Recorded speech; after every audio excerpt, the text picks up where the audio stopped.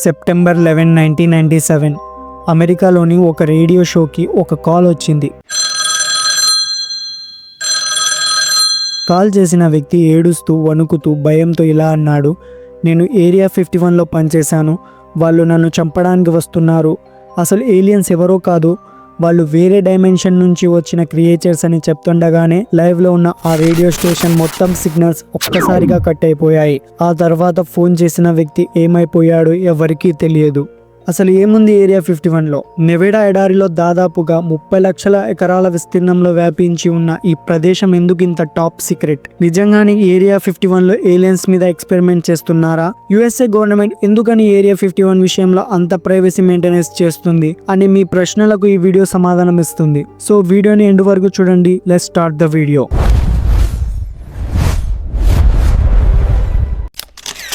1947 జులై న్యూ మెక్సికోలోని రోస్వెల్ టౌన్లో ఒక రోజు రాత్రి ఆకాశంలో ఒక వింతైన మెరిసే వస్తువు ట్రావెల్ చేస్తూ ఒక పొలంలో సడన్ గా కూలిపోయింది. నెక్స్ట్ డే ఆ పొలం యజమాని మ్యాక్ బ్రాజెల్ పడిపోయిన ఆ వస్తువుని గమనించాడు.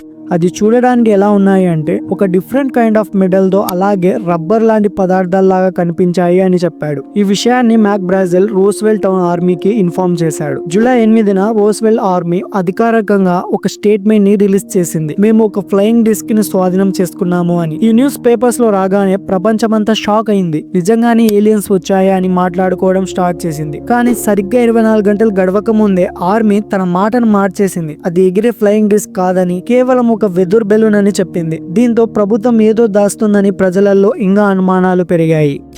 ఇలా స్టార్ట్ అయిన అనుమానాలే కొన్ని రూమర్స్ గా మారాయి.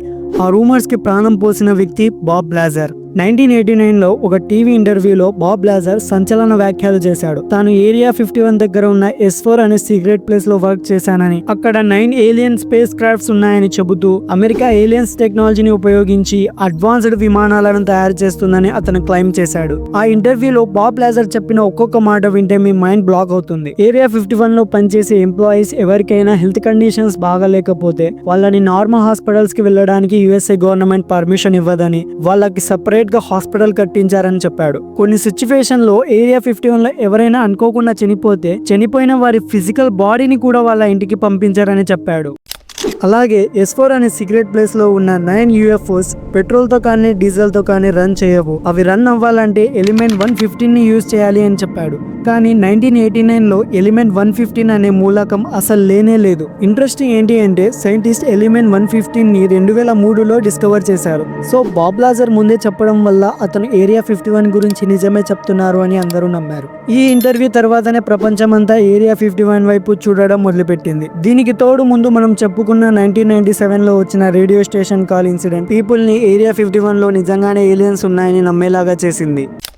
ఇన్ని రూమర్స్ స్ప్రెడ్ అవుతున్నా కూడా యుఎస్ఏ గవర్నమెంట్ అవన్నీ అబద్ధాలని చెప్పుకుంటూ వచ్చింది. ఏరియా 51 విషయంలో ఎంత ప్రైవసీ మెయింటెనెన్స్ చేసిందంటే 2013 వరకు అసలు ఏరియా 51 అనే ఒక ప్లేస్ ఉందని ఒప్పుకోలేదు. ఈ విషయం ప్రజలలో ఇంకా క్యూరియాసిటీని పెంచింది. ఎంత పెంచిందంటే 2019 జూన్ ఫేస్బుక్ లో ఒక పోస్ట్ వైరల్ అయింది. మ్యాటీ రోబోట్స్ అనే అతను let's storm area 51 we can't stop all of us అని ఒక ఫేస్బుక్ పోల్ పెట్టాడు. ఆ పోల్ అతను జోక్ గా పెట్టాడో సీరియస్ గా పెట్టాడో కానీ ఎవరు ఊహించని విధంగా ఆ పోస్ట్ వైరల్ అయింది. ఆ పోస్ట్ పై 10 lakhs పీపుల్ వస్తామని, అలాగే 20 lakhs పీపుల్ ఇంట్రెస్టెడ్ గా ఉన్నామని పోల్ చేశారు. కట్ చేస్తే దెబ్బకి యుఎస్ఏ గవర్నమెంట్ మొత్తం అలర్ట్ అయ్యి FBI ని, అమెరికా ఎయిర్ ఫోర్స్ ని రంగంలోకి దింపింది. పోస్ట్ చేసిన మ్యాటీ రోబోట్స్ కి వార్నింగ్ ఇచ్చింది. ఏరియా 51లో అనుమతి లేని ఎంట్రీ ఇల్లీగల్ అని, అవసరమైతే డెడ్లీ ఫోర్స్ ని కూడా వాడతామని వార్నింగ్ చేసింది. తర్వాత మ్యాటీ రోబోట్స్ మీడియా ముందుకు వచ్చి ఆ పోస్ట్ నేను సీరియస్ గా పెట్టలేదు, జస్ట్ ప్రాంక్ కోసం పెట్టాను, ఎవరు ఏరియా 51 దగ్గరకు రాకండి, నాకు ఏం సంబంధం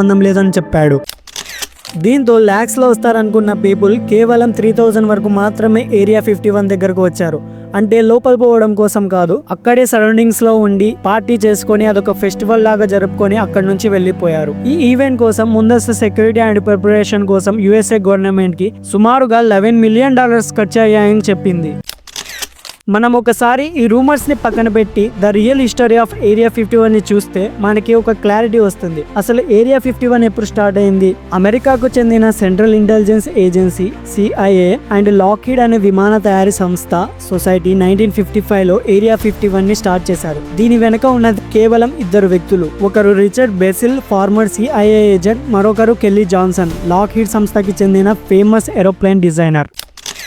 ఈ వీడియోకి ఇంతే. వీడియో లెంతీగా అవ్వడం వల్ల ఈ టాపిక్ ని 2 పార్ట్లుగా డివైడ్ చేశాను. పార్ట్ 2 లో అసలు ఏరియా 51 ఎందుకు స్టార్ట్ చేశారు, దీని వెనుక ఉన్న రియల్ పర్పస్ ఏంటి, అలాగే ఈ వీడియోలో చెప్పిన ప్రతి రూమర్ కి దాని వెనుక దాగి ఉన్న అసలు నిజాలను పార్ట్ 2 లో క్లియర్ గా ఎక్స్ప్లెయిన్ చేస్తాను. Area 51 part 2 video next week లో వస్తుంది. దాన్ని కూడా తప్పకుండా చూడండి. అది మీకు నచ్చుతుంది అని అనుకుంటున్నాను. ఈ వీడియోలో చెప్పిన ఇన్ఫర్మేషన్ మీకు నచ్చితే వీడియోని లైక్ చేసి మరిన్ని ఇలాంటి ఇంట్రెస్టింగ్ వీడియోస్ కోసం మన ఛానల్ ని సబ్స్క్రైబ్ చేసుకోండి. అలాగే ఏరియా 51 మీద మీరేమనుకుంటున్నారో కామెంట్స్ లో చెప్పండి. నెక్స్ట్ వీక్ లో ఈ వీడియో పార్ట్ 2 తో మీ ముందుకు వస్తాను. అంటిల్ దెన్ బాయ్, జై హింద్.